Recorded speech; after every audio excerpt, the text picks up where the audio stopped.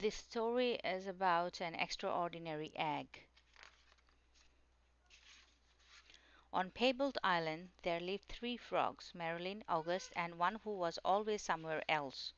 That one's name was Jessica. Jessica was full of wonder. She would go on long walks way to the other side of Pebble Island and return at the end of the day shouting, "Look what I found!" And even if it was nothing but an ordinary little pebble, she would say, "Isn't it extraordinary?" But Marilyn and August were never impressed. One day, in a mound of stones, she found one that stood out from all the others.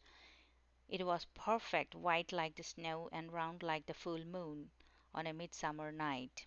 Even though it was almost as big as she was, Jessica decided to bring it home. "I wonder what Marilyn and August will say when they see this," she thought as she rolled the beautiful stone to the small inlet where the three of them lived. "Look what I found!" she shouted triumphantly. A huge pebble. This time Marilyn and August were truly astonished. "That is not a pebble," said Marilyn, who knew everything about everything. "It's an egg, a chicken egg." "A chicken egg? How do you know it's a chicken egg?"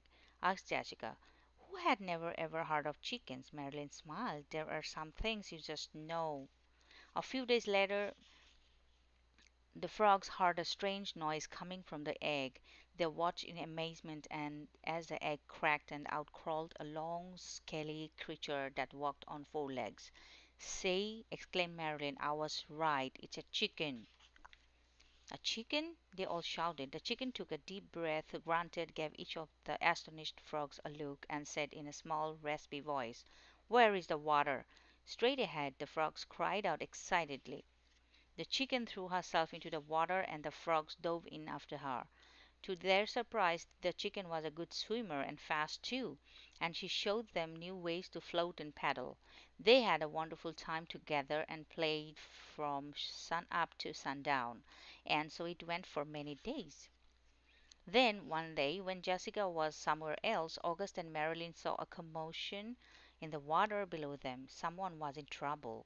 Quickly the chicken dove into the dark pool. August and Marilyn were frightened. After a few long moments, the chicken reappeared, carrying Jessica. "I'm all right," she called. "I got tangled in the weeds, but the chicken saved me."